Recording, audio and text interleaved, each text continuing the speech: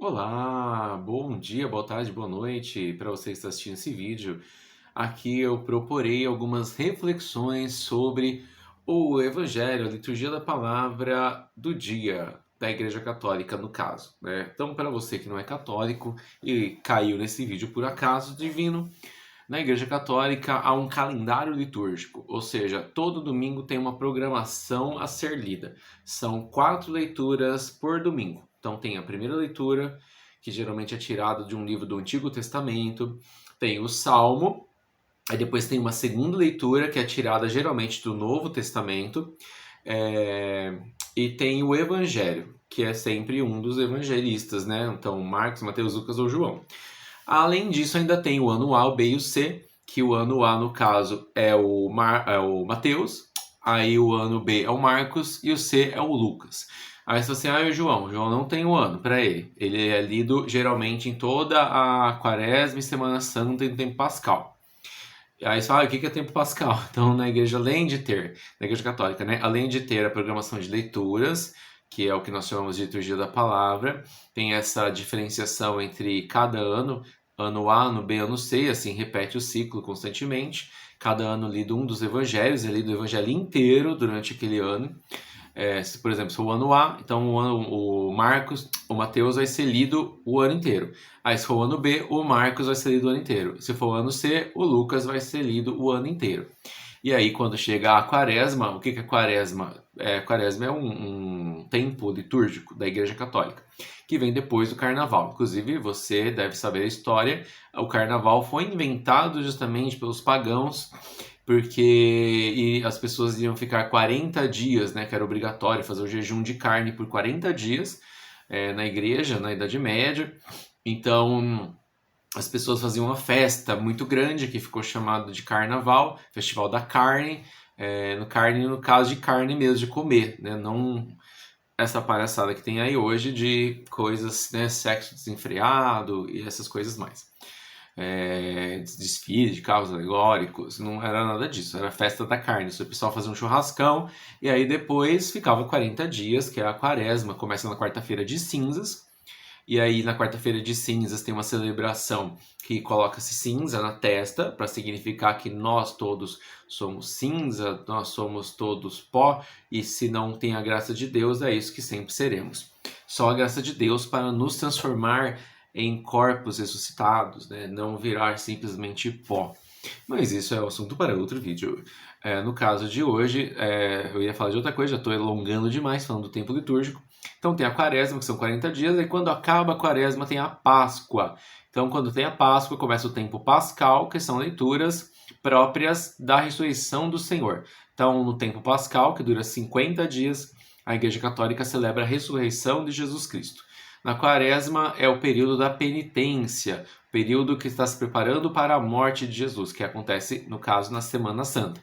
Então, a Sexta-feira Santa, a Igreja Católica celebra a morte de Jesus pelos nossos pecados, e aí no domingo a ressurreição, o domingo de Páscoa. Mas, além disso, ainda tem outros tempos litúrgicos. Se você se interessar por esse assunto, pode pesquisar aí no Google tempos litúrgicos da Igreja Católica. Você vai ver lá o tempo comum, o tempo do Advento, o tempo do Natal e várias outras coisas interessantes. Mas o assunto aqui é o domingo anterior, que foi agora passado, que no caso foi, hoje é dia 23, o domingo foi dia 20. Dia 20 foi o 7º domingo do tempo comum. Haroldo, o que é tempo comum? Tempo comum é um tempo que a igreja lê textos próprios de comunhão. Comum não é de qualquer coisa, é comum. Tem gente que acha que até na igreja católica tem católico que acha que tempo comum pode fazer qualquer coisa. Tem padre que acha que no tempo comum pode fazer qualquer coisa. E tem uma cor litúrgica, né, também. Então, na Igreja Católica, além dos tempos, além dos textos, além de tudo ser bem certinho, tem as cores que representam os tempos. Então, na Quaresma usa-se o roxo, que significa penitência, na Páscoa o branco, que significa festa, ressurreição, no tempo comum, que é esse tempo de vivência comunitária de Jesus. E no Antigo Testamento também tempos de vivências comunitárias de Moisés, Abraão e companhia limitada, o José do Egito, né? Então, todos esses personagens que a gente já conhece, clássicos da literatura bíblica. Então, do tempo comum celebra-se a vivência comunitária, a comunhão. Não é comum de qualquer coisa, tá? Então, no tempo comum usa-se o verde, que significa essa vivência mesmo, né? Essa alegria de estar juntos, a esperança de que as coisas vão melhorar porque o Messias está no meio de nós, que é Jesus Cristo. Para quem é cristão e acredita que Jesus Cristo é o Messias enviado de Deus, né? Enfim. Então, o domingo anterior, que foi dia 20, foi o 7º domingo do tempo comum. Porque teve o primeiro, o segundo, o terceiro, o quarto, o quinto, o sexto e agora o 7º. E antes nós tivemos o tempo do advento, na verdade o Natal, aí depois antes ainda o tempo do advento, que é quando tudo começou, que dura 4 domingos e tal. Mas isso eu posso até gravar um vídeo depois sobre esse assunto, mas não é um assunto aqui agora. Se você se interessou, coloque aqui nos comentários. Haroldo, grava um vídeo sobre os tempos litúrgicos e tal. Aí eu gravo. Mas se não, fica por isso mesmo. Tem vários vídeos interessantes no YouTube, você pode pesquisar. Vai aparecer um monte. Padre, de bispo, de leigo, né? Enfim. Você não sabe que é leigo, sou eu, no caso, prazer. Quem não é padre nem bispo, é leigo. Ou quem não é religioso, que não tem votos de castidade, pobreza, obediência, perpétuos também, no caso que são religiosos, eles não são leigos, são religiosos. Já o nosso caso, que pessoas normais do dia a dia, não que quem faz o voto religioso seja anormal, né, o padre seja anormal, mas são pessoas como nós, todos, certo? Continuando aqui a história, nós então celebramos o 7º domingo do tempo comum, e eu vou fazer uma reflexão aqui sobre as leituras que foram feitas neste domingo, tá? No caso deste 7º domingo, desse 7º domingo do tempo comum, nós tivemos a primeira leitura que foi de 1 Samuel, capítulo 26.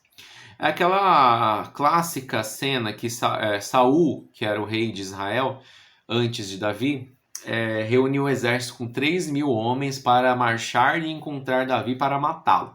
Antes disso, Saul atentou contra a vida de Davi. Davi era muito bem visto na corte, Deus estava sempre com ele. A Bíblia enfatiza isso, né? Deus estava sempre com ele, igual José do Egito, Deus estava sempre com ele. E porque Saul tinha perdido a graça de Deus, né? Porque ele foi desobediente. Ele não fez o que Deus mandou, então Deus tirou a realeza dele e passou para Davi. Só que o Saul não aceita, né? Obviamente o poder corrompe, dizem alguns filósofos. Então ele não aceita perder o poder, perder a realeza e vai atrás do Davi. O Davi, que estava sem fazer nada na dele, sofre atentados diversos por Saul. Saul, por exemplo, tem uma cena bem descrita assim, que ele pega uma lança e tenta acertar o Davi na parede, grudar o Davi na parede com a lança.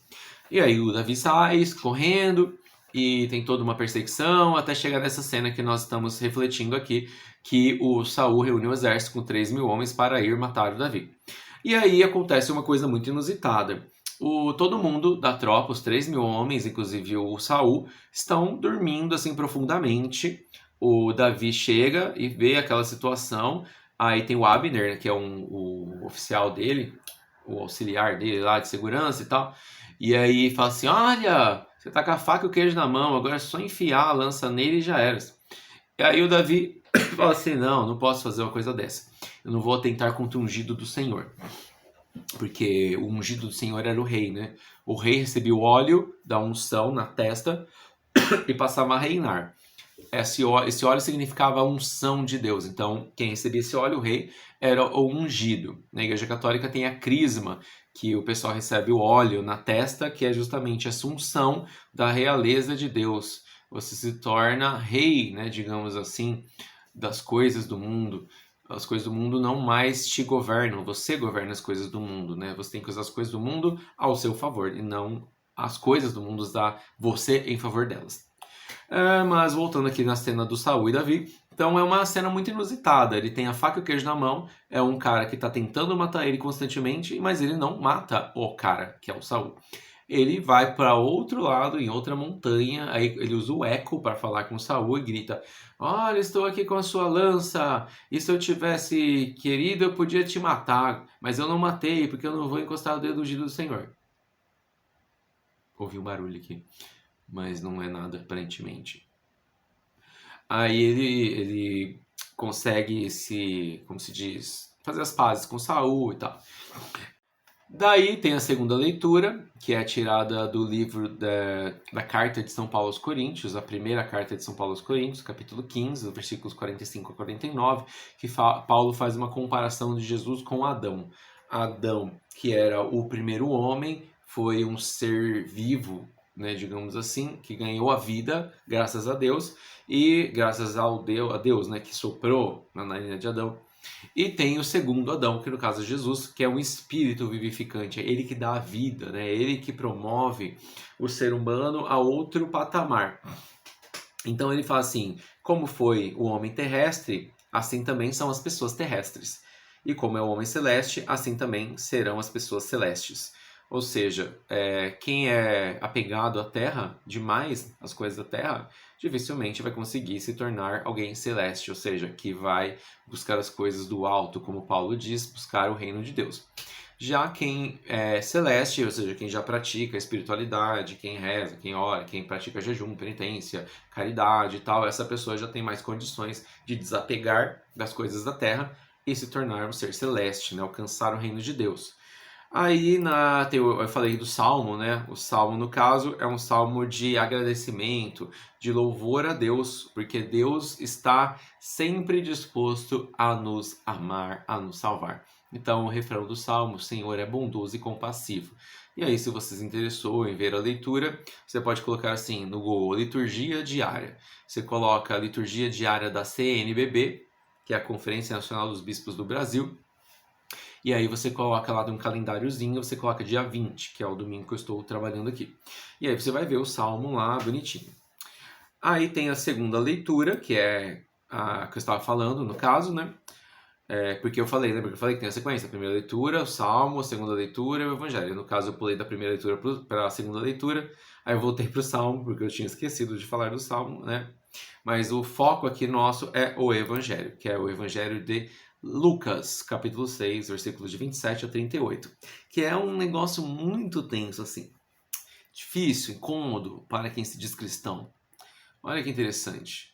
Jesus diz: a vós que me escutais, eu digo, amai os vossos inimigos, e fazei o bem aos que vos odeiam, bendizei os que vos amaldiçoam, rezai por aqueles que vos caluniam. Se alguém te der uma bofetada numa face, ofereça também a outra. Se alguém te tomar o manto, deixa-o levar também a túnica. Dá a quem te pedir, e se alguém tirar o que é teu, não peças que devolva.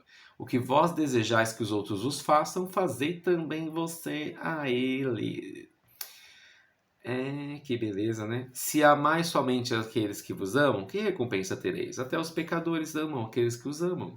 E se fazeis o bem somente aos que vos fazem o bem, que recompensa tereis? Até os pecadores fazem assim. E se emprestais somente esperando receber, que recompensa você vai ter? Até os pecadores emprestam aos pecadores para receber de volta a mesma quantia. Ao contrário, ao contrário, ao contrário, amai os vossos inimigos, fazei o bem e emprestai sem esperar coisa alguma em troca. Então a vossa recompensa será grande, e sereis filhos do Altíssimo, porque Deus é bondoso também para com os ingratos e os maus. Sede misericordioso, como também o vosso Pai é misericordioso. Não julgueis e não sereis julgados, não condeneis e não sereis condenados.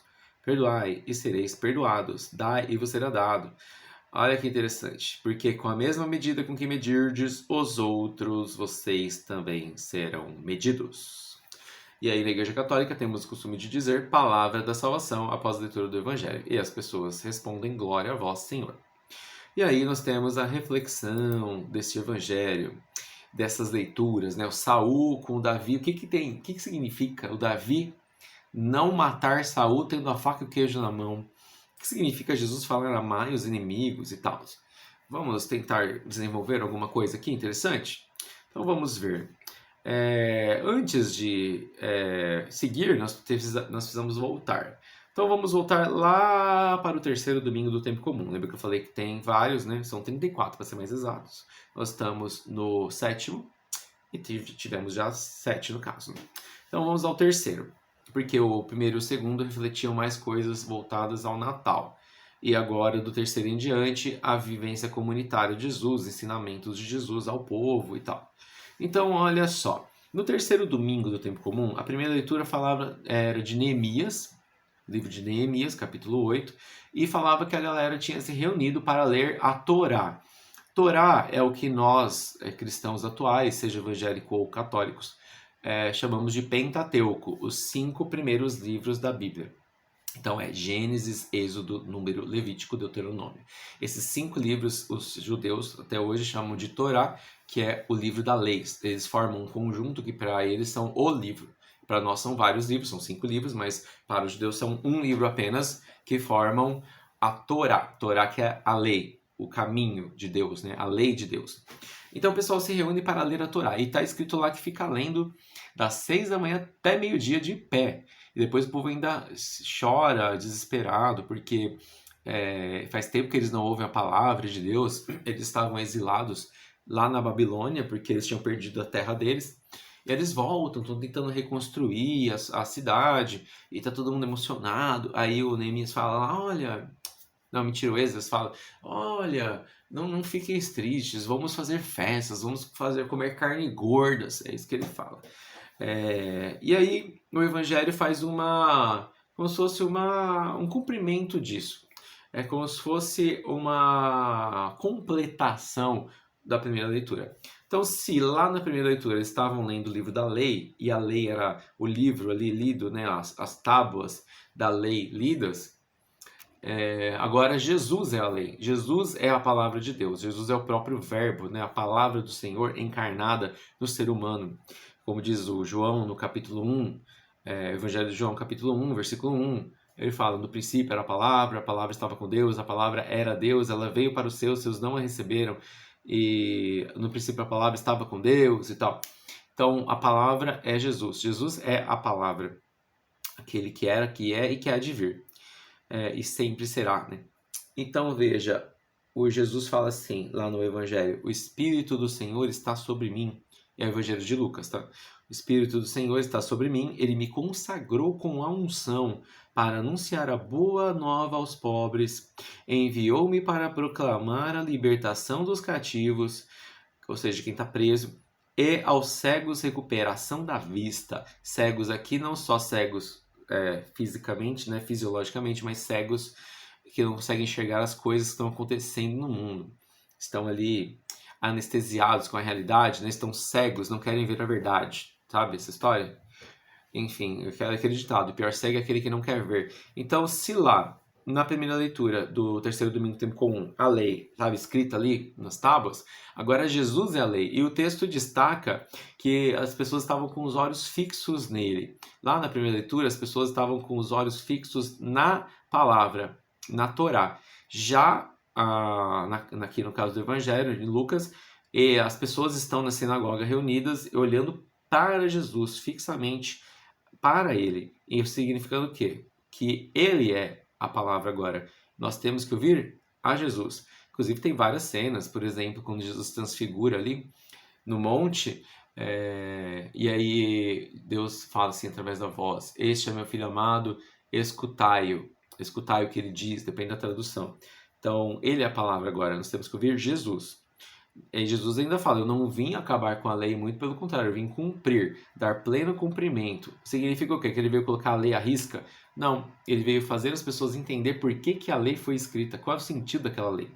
Né? Então tem aquela lei, por exemplo, do talião, que é olho por olho, dente por dente, o pessoal gosta muito de usar. E aquela lei não é para a pessoa pagar na mesma moeda para o outro, até porque hoje, como eu estava lendo aqui, o Evangelho, Jesus diz para amar os inimigos, e não pagar o mal com o mal. Paulo também fala isso em várias cartas, não pagar o mal com o mal. Os primeiros cristãos enfatizam muito isso. E nós temos que fazer o contrário do que o mundo faria. E aí o pessoal pega aquelas leituras do Antigo Testamento, olho por olho, dente por dente, eu vou meter o louco mesmo, vou para cima. E o que era o olho por olho, dente por dente? Era assim, tinha os escravos, então estavam tentando criar uma lei para proteger a relação entre o senhor e o escravo, porque o escravo não tinha direito a nada. Então a lei diz, se você quebrar um dente do seu escravo, você também terá que quebrar um dente seu, ou indenizá-lo, indenizar o escravo pelo valor do dente. Então tem lá várias descrições de procedimentos, olho por olho, se você ferir o escravo no olho, você vai ter que indenizá-lo pelo valor de um olho. A questão é quanto vale um olho, né? ou furar o próprio olho, enfim. Então, olho por olho, dente por dente. Jesus vai explicar que não é para vingar-se. Ele vai explicar para quê que foi criada a lei. Aí, então, Jesus é a palavra. É isso que as leituras do terceiro domingo do tempo comum dizem. E aí vem o quarto domingo do tempo comum. A primeira leitura é de Jeremias. E tem aquela famosa frase que fala assim: antes de formar-te no ventre materno, eu te conheci. Antes de saíres do seio da sua mãe, ou seja, né, o seio aqui é simbólico, tá? Não é o seio, né? É o ventre, né? Antes de sair da barriga da sua mãe, eu te consagrei e te fiz profeta das nações. Eles farão guerra contra ti, mas não prevalecerão, porque eu estou contigo para defender-te. Então, Jeremias está ali, Senhor, eu não sei falar e tal, e Deus fala para Jeremias: eu já te conheço, querido, antes de você nascer. Então, eu acredito em você, é isso que ele está querendo dizer. E aí, nós somos Jeremias, né? Deus acredita em nós. Nós precisamos anunciar a palavra. Jeremias fala: eu não sei falar, e Deus capacita Jeremias. Nós também somos capacitados por Deus se a gente deixa Ele nos capacitar, né? E aí, o evangelho deste quarto domingo, tempo comum, dizia: todos davam testemunho ao respeito de Jesus e ficavam admirados pelas palavras de sabedoria, de encanto que saíam de sua boca. Esse é o primeiro momento da cena. Aí depois muda de cena, a galera fica toda nervosa. Por quê? Porque Jesus disse aquilo que eu li antes, né? No terceiro domingo. Que ele veio proclamar a boa nova do Senhor aos pobres, proclamar a libertação dos cativos, recuperar aos cegos a visão, libertar os oprimidos, proclamar o ano da graça do Senhor. Então essas coisas, eu posso gravar um outro vídeo explicando isso, que é muito longo, mas essas coisas mexem com o sistema daquela época. E aí eles passam a odiar Jesus. E aí o texto diz, Jesus falou: hoje se cumpriu essa passagem escolar. Quando ele fala isso, meu Deus, o pessoal fica bravo. Esse aí não é filho de José, é filho de Maria? Como que ele está falando que ele é profeta? Aí Jesus fala assim: vocês vão repetir o provérbio, médico cura-te a ti mesmo. Aí ele fala que nenhum profeta é aceito só terra natal. Aí o pessoal fica bravo com ele, expulsa Jesus da sinagoga, expulsam da cidade, levam ele até o monte com o objetivo de apedrejá-lo, mas aí Jesus, passando no meio deles, vai embora. O que significa tudo isso? Jesus é esse enviado de Deus para nos capacitar, para nos tornar pessoas melhores, mais dignas. E aí tá todo mundo furioso com Jesus, todo mundo querendo apedrejar Jesus. Jesus passa no meio deles e vai embora. Quantas vezes a gente, em vez de passar no meio das situações que estão adversas ali, tentando nos pressionar, nós ficamos ali discutindo, não, porque só quer, e perde mau tempo, sendo que só poderia passar direto e pronto, sabe? É interessante. Então, veja, a conduta de Jesus sempre é contraditória ao que está acontecendo ali, ao esperado, né, digamos assim, ao previsto. Então, quando as pessoas tentam muito prever o que Deus vai fazer, 3 horas vai ter a unção de Deus, 3 horas da tarde, no dia 17 do 2 e tal. Será que eu consigo prever a unção de Deus? Será que eu controlo Deus? Jesus sempre age de maneira impensada pela sociedade dele, incontrolado. Tanto é que chamam ele de louco no Evangelho. Ele está louco. Enfim, nós precisamos aprender que nós também somos enviados. Quando a gente é batizado, a gente recebe esse envio de profeta. E muitas vezes as pessoas vão ficar furiosas conosco se a gente anunciar a palavra de Deus. Mas a gente não pode recuar, porque o Senhor disse: farão guerras contra ti, mas ninguém vai prevalecer, porque eu estou contigo para defender. Agora a questão é se a gente tem coragem. Então Jesus encarna, né, digamos assim, encara esse papel de profeta e vai profetizar, ou seja, falar em nome de Deus. Profeta, gente, na Bíblia não é que prevê futuro, não, tá? O profeta, ele analisa as coisas que estão acontecendo e dá uma direção. Se continuar nesse caminho, vai acontecer tal coisa.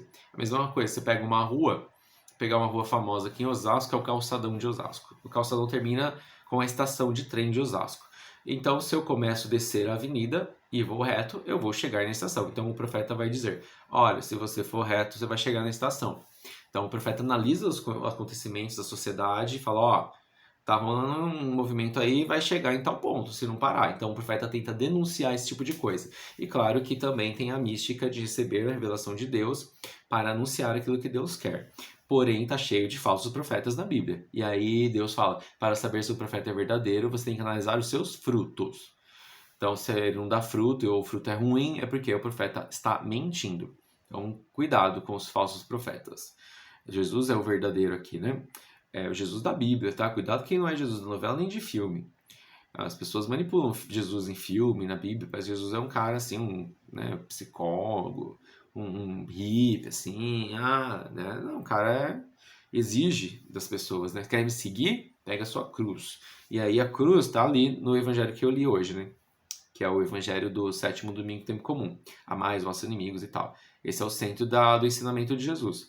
Então, aí o pessoal lá no quarto domingo, né, do tempo comum, nossa, tô doidão, hein? No tempo comum, tava furioso com Jesus porque ele falou que hoje se cumpriu nele, né, a passagem que ele leu de anunciar a boa nova aos pobres e tal.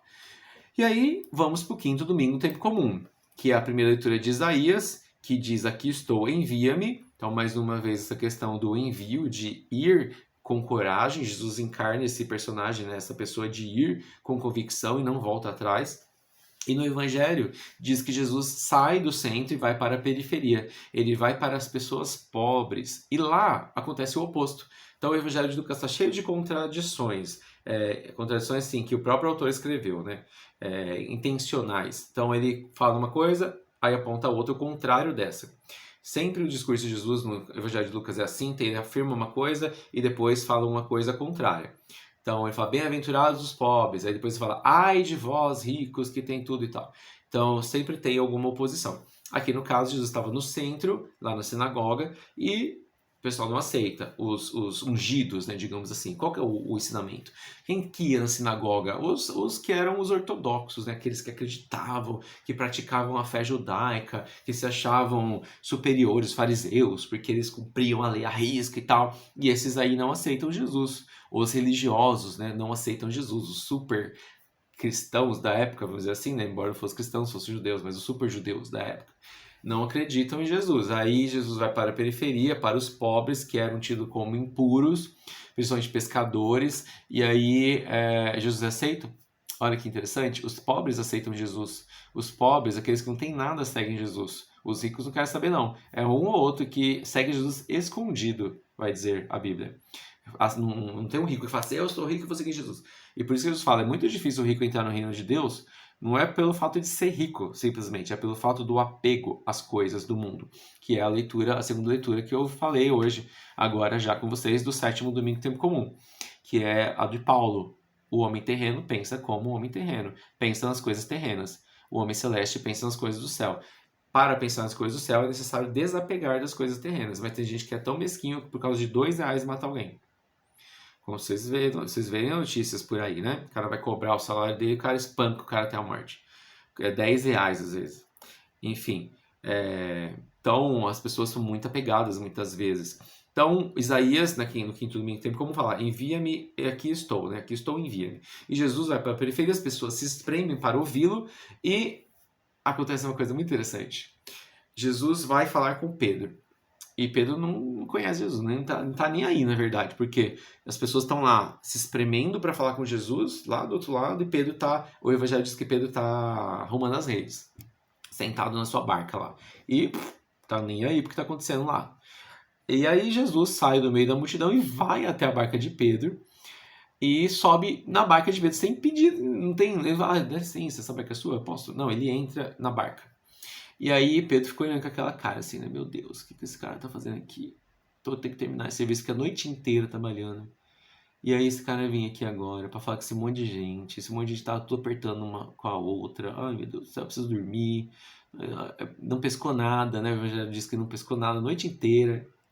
Aí Jesus fala uma coisa mais interessante ainda. Pedro, afasta da borda aqui da praia e vai para águas mais profundas. Ai, Pedro, respira. Oh, meu Deus, não, isso não tá acontecendo, não é possível, eu tô sonhando. E aí Pedro vai, obedece. Olha a questão da obediência aí. Saul perdeu a graça de Deus por não obedecer a Deus, né? E obedecer, gente, não é aquele sentido assim de que Deus é um ser mandão, é um coronel que manda e se você não fizer você é punido. Não é esse o sentido. É que o que Deus fala para fazer sempre é o melhor para você. Ah, eu não concordo, tudo bem. Ah, eu sou ateu, tudo bem, sem problema. Mas a teologia cristã, né, ou judaica mesmo, Deus fala para fazer uma coisa porque é o melhor a ser feito. É a mesma coisa assim, sua mãe fala, olha, leva a blusa que vai fazer frio. Aí você ignora e depois passa frio. Então, se você tivesse levado a blusa, seria melhor. Então, Deus age dessa maneira, né, conosco. Ele fala uma coisa, a gente não escuta, finge demência e aí depois se ferra. Não é isso? E aí tá, Jesus vai para a periferia e aí fala, Pedro, lançai as redes novamente. Imagina a reação de Pedro. Imagina a reação de Pedro. Você imaginou a reação de Pedro? Imagina se fosse você. Essa noite você trabalha com isso, você sabe o que está fazendo. Aí chega um cara que, aleatório, que se Pedro talvez soubesse, Jesus sabia que ele era carpinteiro, que não pescava, não sabe nem como usar uma rede. Aí esse cara vem, eu tô aqui trabalhando, arrumando a minha rede, quietinho na minha, esse cara vem aqui, entra no meu barco sem pedir, manda eu ir para águas mais profundas, que é mais perigoso ainda, e manda essa rede. Fiquei a noite inteira trabalhando, preciso dormir. Mas fala em atenção à tua palavra, lançarei as redes. Olha que frase bonita. Em atenção à tua palavra, lançarei as redes. Você teria coragem? Você faria isso? Você faria isso que Pedro fez? Mesmo? Porque o Evangelho deixa claro que Pedro não está afim de falar com Jesus, assim, não está nem aí. Você faria isso? Você obedeceria essa ordem? Lança a rede. Você sabe que não vai dar certo. Você sabe que tem tudo para não dar certo. Mas Pedro lança mesmo assim. E aí pesca, né? Acontece a pesca milagrosa, pesca muitos peixes e tal, e a galera comemora, aí tem que chamar o pessoal de outra barca para vir ajudar, e não sei o quê. E muitas vezes isso acontece na nossa vida. Deus pede alguma coisa, é igual Neemias. Neemias? Não, é o... Ai, gente, esqueci o nome dele. Que é o cara que tem lepra. E aí Deus fala, olha, o profeta fala para ele, mergulha 7 vezes na água lá, no mar lá, e na piscina, né, de Siloé, e você vai ser curado. Aí ele fica bravo, tá me chamando de trouxa? Eu ficar mergulhando 7 vezes e tal. Aí o pessoal fala, olha, não é nada impossível de ser feito, vai e faz, né, vai que dá certo. Aí ele vai e faz e dá certo, ele é curado da lepra. É que eu vou pesquisar aqui, quem que é o cara que eu esqueci o nome. Gente, Naamã, falei Neemias, nada a ver. O Naamã, ele é o leproso, né? E Deus manda ele mergulhar 7 vezes na piscina lá e ele vai e é curado. A gente tem coragem de fazer as coisas, mesmo sabendo por razões humanas que não vai dar certo? A gente coloca a nossa questão racional acima da questão divina, acima da graça de Deus, a gente se coloca superior à graça de Deus. Tem um filme interessante sobre isso que é O Exorcismo de Emily Rose. Não sei se você já viu, mas é um filme muito interessante, que ele aborda de maneira científica a possessão demoníaca e teológica da possessão demoníaca. E aí a advogada vai defender o padre lá, que foi condenado porque a menina morreu, não sei o quê, com o exorcismo, não deu certo. E aí ela tenta provar que era um exorcismo de verdade, mas o filme deixa em aberto. Será que era um exorcismo de verdade, que tinha um demônio possuindo ela? Ou era uma questão psicológica, psiquiátrica, fisiológica? É muito interessante isso. E aí nós muitas vezes tentamos sempre agir por razões humanas. O filme deixa claro que todos ali na corte têm uma crença cristã, inclusive o juiz. Mas quando a mulher fala, não, teve uma possessão, o pessoal não aceita, o pessoal acha que é idiotice. Então, será que a gente tem fé mesmo nas coisas sobrenaturais? Será que a gente acredita mesmo? E a gente só tenta explicar racionalmente as coisas. Só com como se diz, com o poder humano. A gente coloca o poder humano acima da graça de Deus. Será que nós poderíamos dizer isso? Nós teríamos coragem de dizer, em atenção à tua palavra, eu vou lançar a rede, mesmo contra a vontade? Será?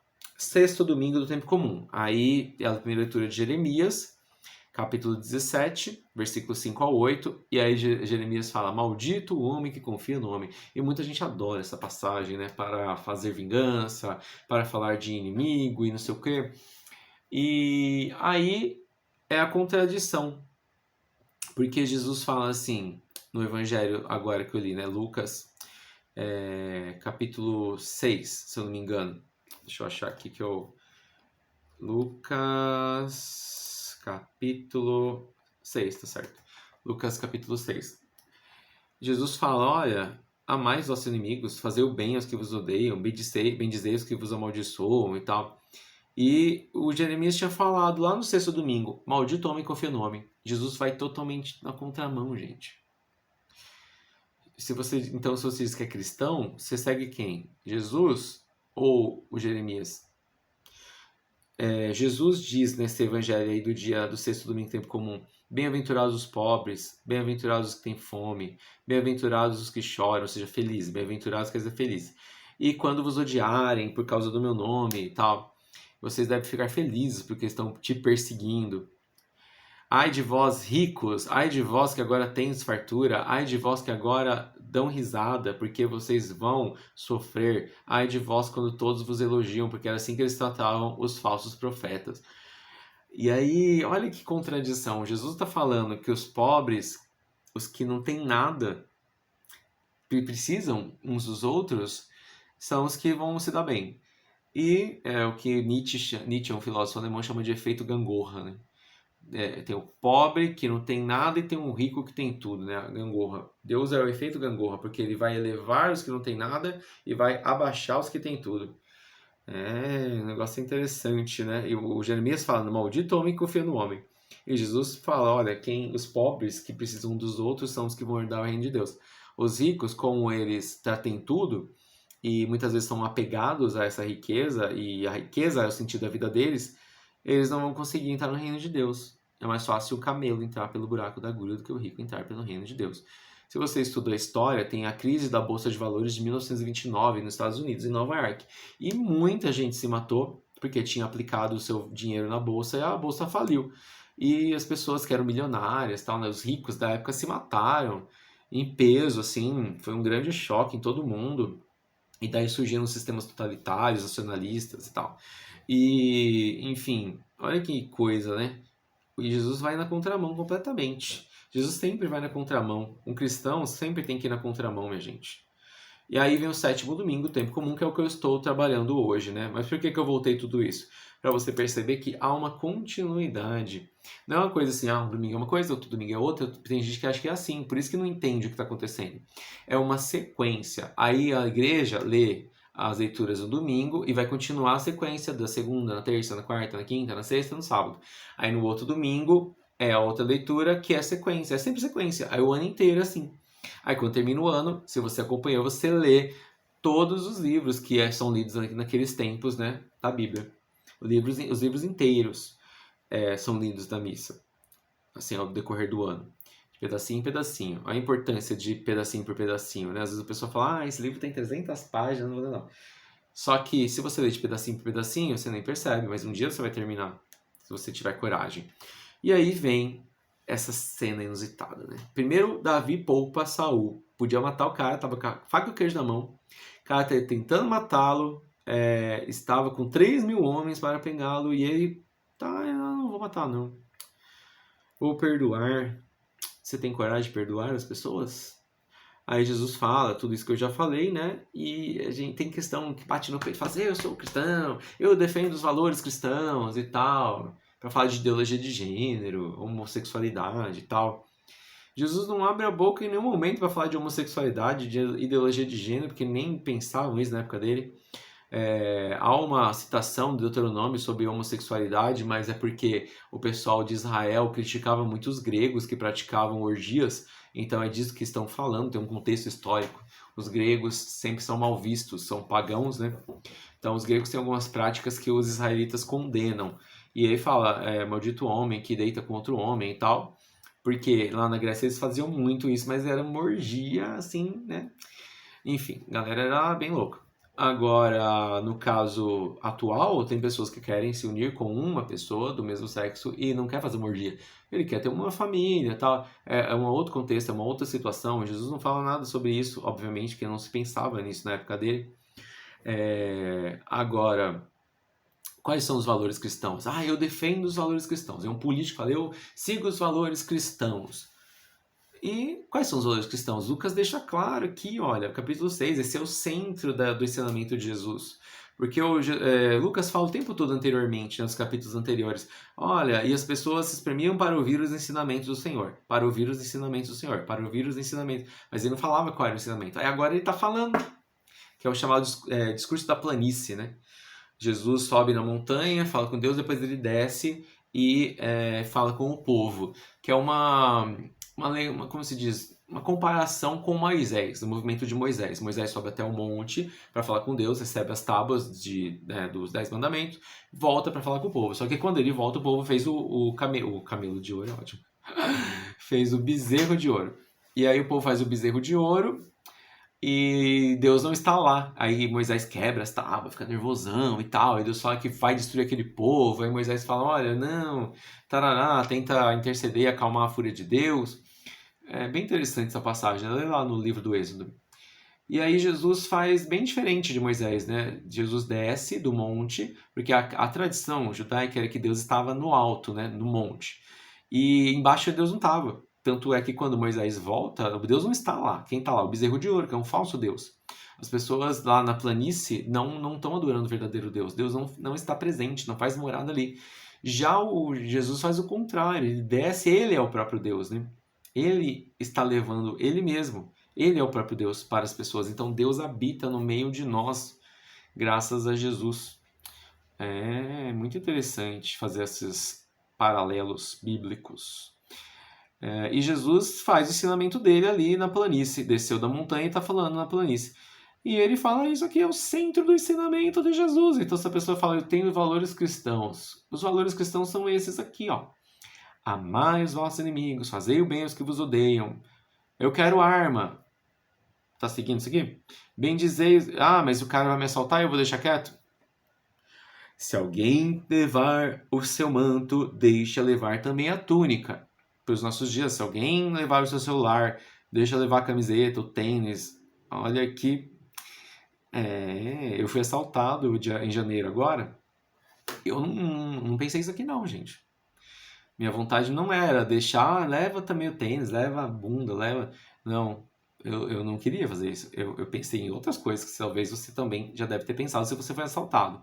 Você tá mais lá por Jeremias, né? Maldito homem confia no homem e tal. Aí esse negócio de deixa levar túnica e tal, sem empresta sem querer nada em troca, não julgar, não condenar, perdoar. E se você perdoar, você vai ser perdoado. Se você não perdoar, você não vai ser perdoado. E Jesus fala de novo isso lá quando ele ensina o Pai Nosso, né, que fala: perdoai-nos as nossas ofensas, as nossas dívidas, assim como nós perdoamos a quem nos deve, a quem nos tem ofendido. Então Deus nos perdoa na mesma medida que a gente perdoa. Não é de um modo maior. Tem umas músicas que falam assim: de um modo maior, com que perdoamos, Pai. E não é um modo maior. Não, Deus não perdoa de um modo maior. Tem uma misericórdia maior, infinita, porque Ele é Deus. Ele não pensa como os corações humanos. É isso que esse texto está dizendo. Deus não pensa como os seres humanos. Então, quando a gente acha que Deus está pensando como nós, a gente está completamente errado. Os pensamentos de Deus estão tão longe do ser humano como o céu está da terra, como o Oriente está do Ocidente. Está na Bíblia isso. Então, quando a gente acha que controla Deus, a gente está muito enganado. Nós somos pequeninos. É isso que Jesus está falando. Quem é que consegue fazer isso, minha gente? Quem é que consegue bater no peito e falar: eu sou cristão, eu sigo os valores cristãos? Que são esses? Alguém consegue? Paulo, na carta aos Filipenses, fala: ninguém pode bater no peito e falar: eu sou cristão convicto, porque todos estão em processo de conversão o tempo todo. Alguns estão no degrauzinho, outros estão subindo, outros estão mais alto, mas cada um tem que continuar seguindo adiante, sem voltar atrás. O grande problema é que a gente olha para quem está atrás e fala assim: ele não consegue fazer jejum, não. Eu sou muito santo, eu vou para vigília, fico não sei o que e tal. Pronto, já acabou. Vaidade das vaidades, diz Eclesiastes, tudo é vaidade. Então a pessoa tem uma vaidade, pronto, já derrubou. O demônio já foi lá e derrubou a pessoa rapidinho. Estou em estado de graça, Deus está comigo. Mas com você não, porque você não reza todo dia. Eu rezo todos os dias. Jesus fala várias vezes disso, gente. Tem lá uma cena que Jesus fala: então um cara na sinagoga, um impuro, né, um pagão, digamos assim, um estrangeiro, que o estrangeiro era mal visto lá na época também. E ele fala, ele não ousa olhar para o Senhor, ele coloca o rosto para a terra, assim, né? E fala: Senhor, me perdoa, tal, não sei o que, eu sou pecador. Enquanto isso, tem lá o fariseu, que é o mestre da lei e tal, ele tá altão lá com a roupa bonita e fala: Senhor, eu jejuo todos os dias, eu dou meu dízimo e não sei o que, olha como eu sou bom. Qual dos dois é justificado? Jesus pergunta. Aí ele mesmo fala, o estrangeiro. Porque este realmente estava com fé. Este realmente mostrava o seu coração. Igual àquela viúva bem velhinha, que coloca uma moedinha nas ofertas do templo.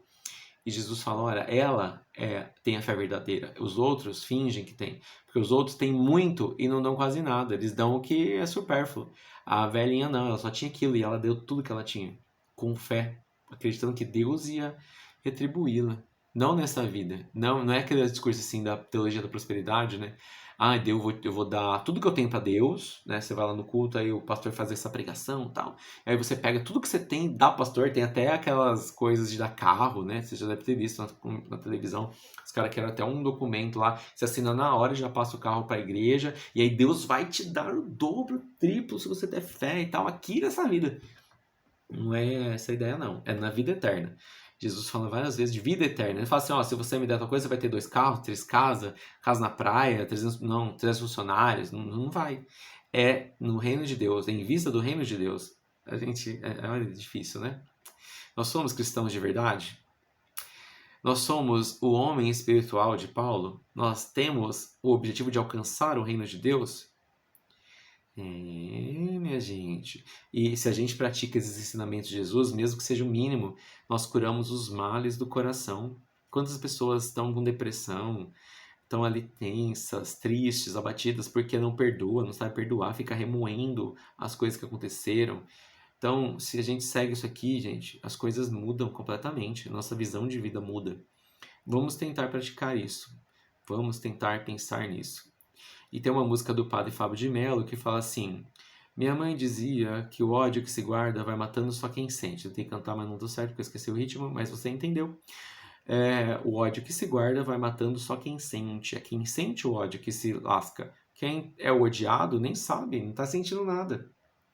Aquele negócio, um olhar feio, muda o quê? Você apaga a luz fica tudo escuro. O que mudou? E tem gente que tem medo do escuro, não tem? Mas o escuro continua do mesmo jeito. Então, o ódio está dentro de nós. Se a gente aprende a perdoar, como Jesus falou, tudo muda. Se a gente aprende a amar, mesmo que seja o pior dos nossos inimigos, as coisas mudam. Se a gente aprende a desapegar das coisas, tinha vários filósofos já que falavam disso. Epicteto, por exemplo, que era um estoico da Grécia Antiga, já falava disso. Quanto menos você se preocupa com as coisas físicas, né, materiais, mais feliz você será. Tem gente que faz questão de comprar carro em 200 vezes e bater o carro do ano. Pra quê, gente? Você precisa do carro para levar você para lá e para cá. Aí você precisa do super, sabe? Enfim. Então, vamos pensar nisso, minha gente. Vamos fazer um compromisso com Deus. Tentar, pelo menos no mínimo, assim, 1 segundo do dia praticar alguma coisa dessa aqui. Porque o dia todo é impossível.